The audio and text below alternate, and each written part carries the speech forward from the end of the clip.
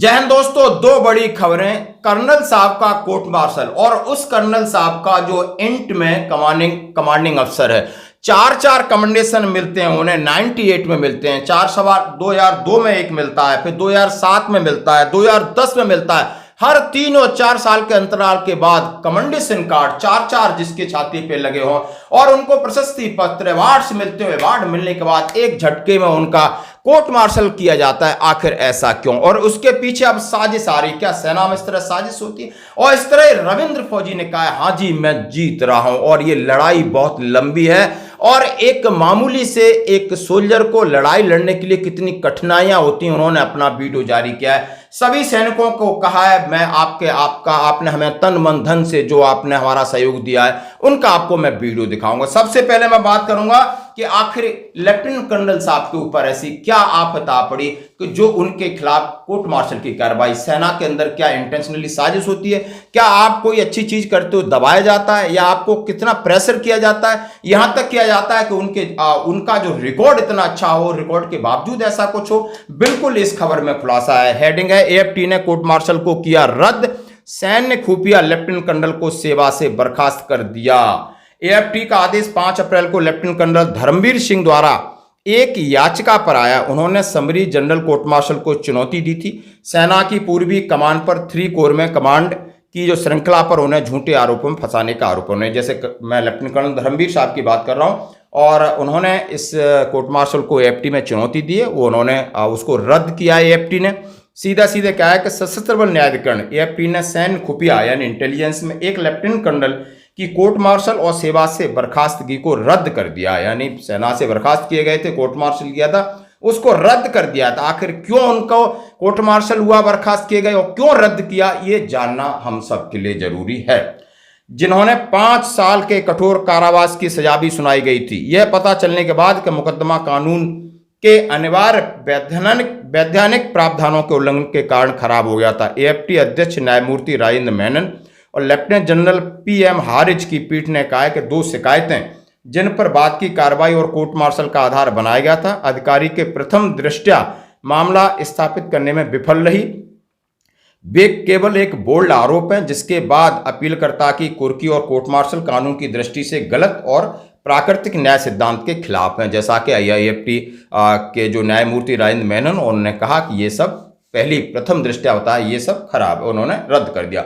AFT का आदेश 5 अप्रैल को lieutenant colonel Dharmveer Singh की द्वारा एक याचिका पर आया, जिन्होंने समरी और जनरल कोर्ट मार्शल को चुनौती दी थी। उन्होंने ईस्टर्न कमांड में 3 कोर के कमांड वहां से उनके ऊपर झूठे आरोप लगाए। आखिर क्यों झूठे आरोप होते सेना में?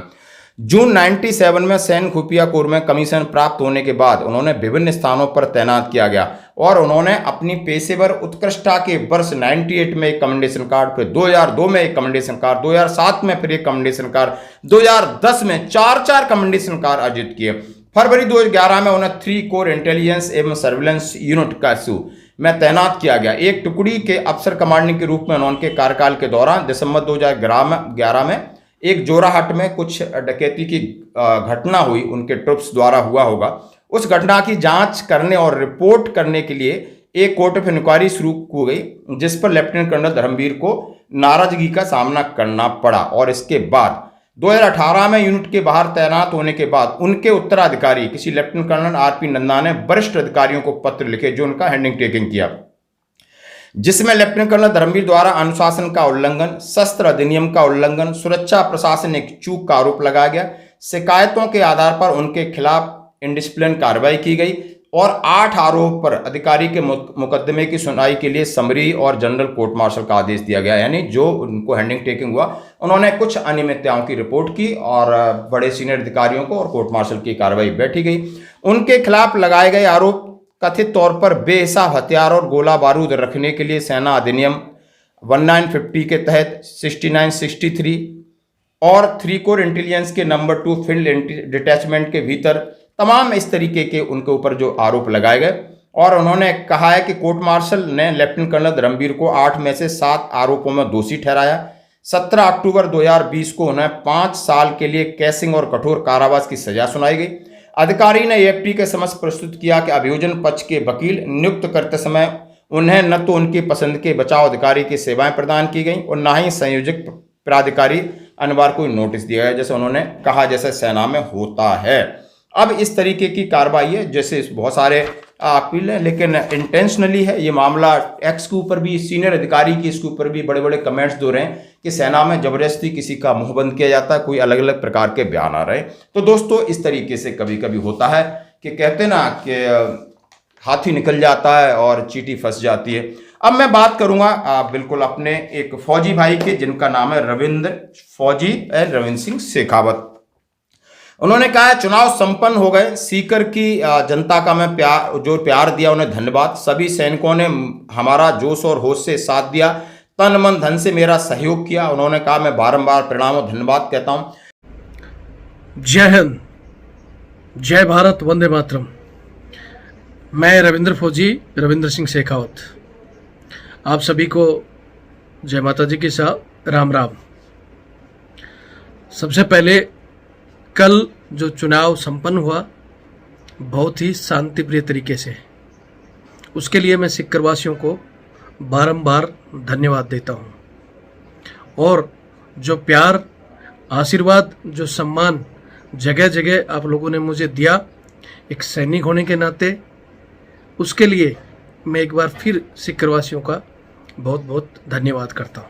उन्होंने कहा ये चुनाव इतना आसान नहीं होता है और हमने इसकी आवाज़, चाहे जवानों का शोषण हो या दूसरी चीज़ें या गरीबों का शोषण हो, इस शोषण के खिलाफ हमने आवाज़ उठाई और हमें कई तकलीफ़ों का सामना करना पड़ा है। और मैं एक सामान्य सैनिक परिवार का हूँ, सामान्य एक परिवार से आता हूँ, राजपूत परिवार से, लेकिन मेरे सामने इतनी चुनौतियाँ हैं, इतना है कि लेकिन फिर भी हमारा संघर्ष ये हमेशा जारी रहेगा। रिजल्ट की परवाह नहीं, रिजल्ट कुछ भी हो, ये आगाज है, इसको अंजाम तक ले जाना है। उन्होंने कहा ये आगाज है, रिजल्ट कुछ भी हो हम इस रिजल्ट का भी स्वागत करेंगे और 4 जून के बाद हमारी लड़ाई जारी रहेगी, हमारे क्षेत्र में रहेगी, हमारे सैनिकों के लिए रहेगी। उन्होंने तमाम बातें करके अपना एक वीडियो जारी किया है और उन्होंने कहा है कि जैसा कि आप भी आम आदमी हो, यदि आप सब्जी खरीदने जाते हो तो सड़ी गली सब्जी नहीं खरीदते हो।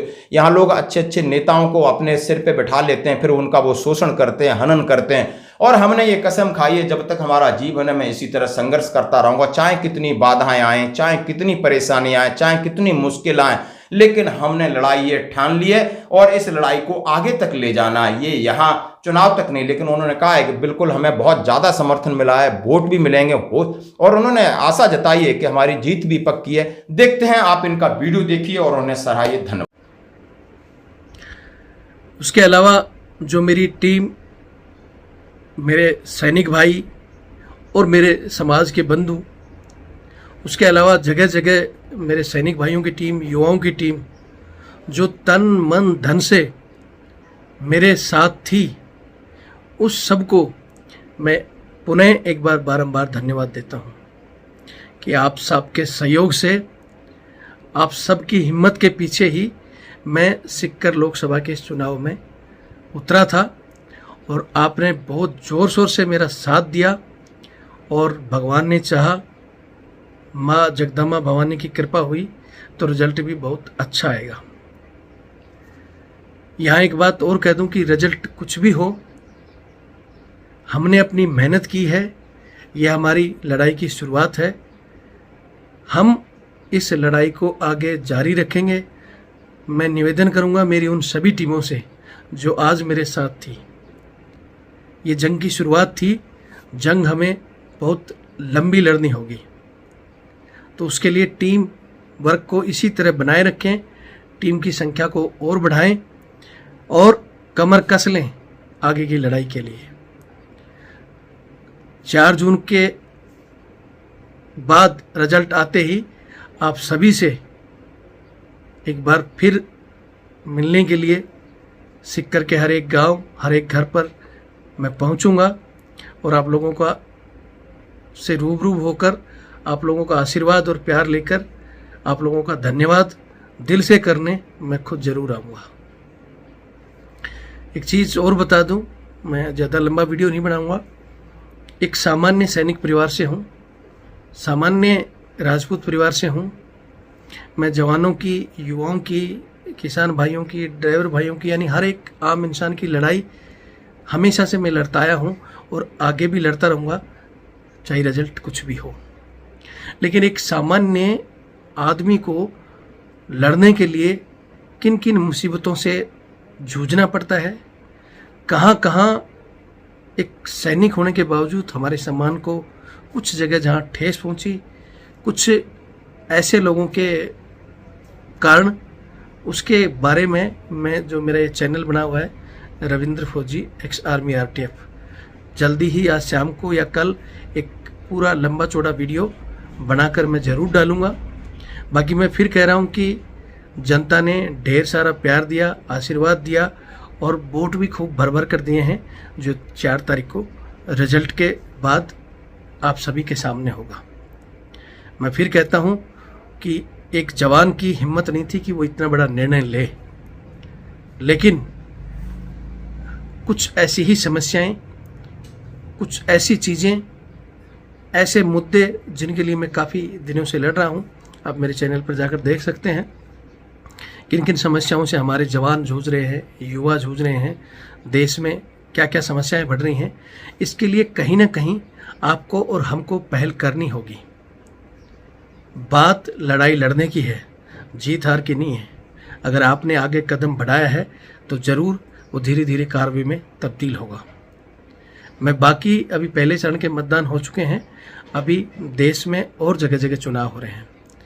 देश की लोकतंत्रता अगर आपने बनाए रखना है, देश को मजबूत स्थिति में रखना है, तो मैं ये ज़रूर निवेदन करूंगा कि किसी भी पार्टी के थोपे हुए कैंडिडेट को वोट देने से पहले EVM में जो भी नाम हैं, आपके जहाँ से जो लड़ रहे हैं, उनका एक बार विश्लेषण ले लें।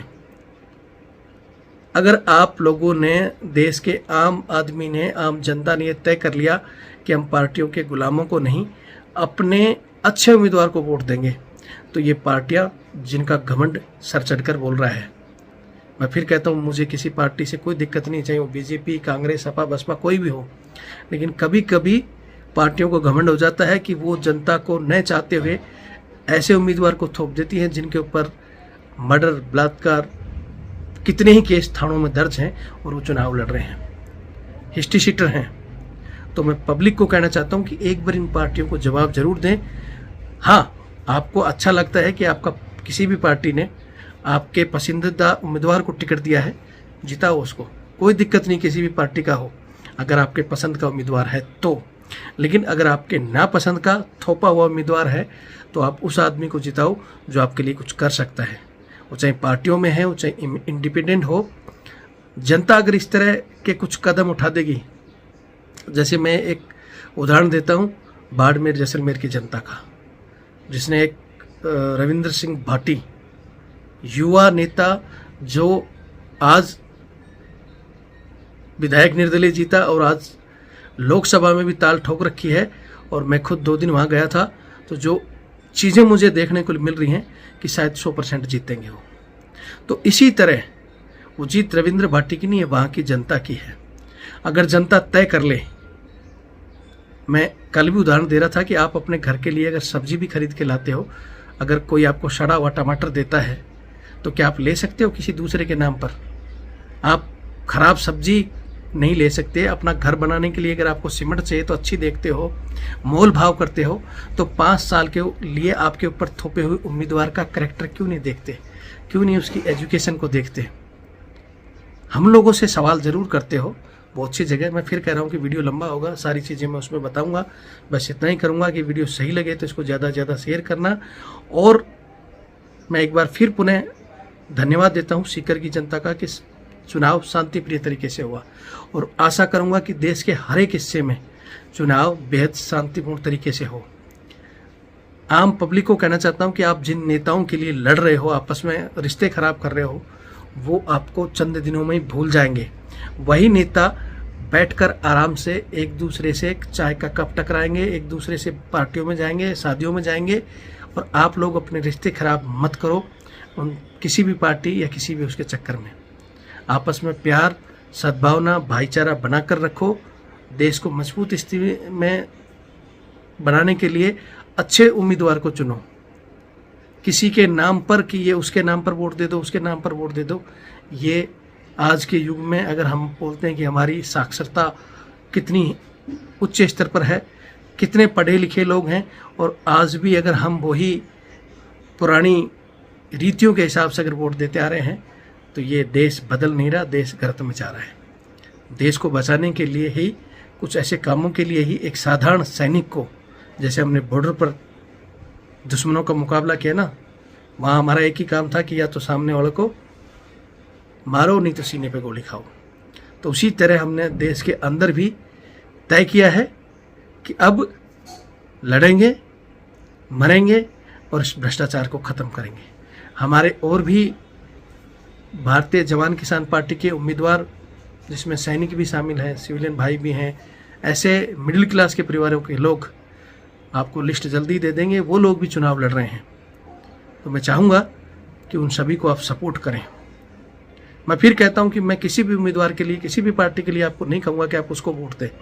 मैं आपको इतना ज़रूर कहूँगा कि ईवीएम में एक बार लिस्ट देखें, बैठकर चर्चा करें कि भाई कितने कैंडिडेट खड़े हैं, उन कैंडिडेटों का वजन क्या है, उनका बैकग्राउंड क्या है।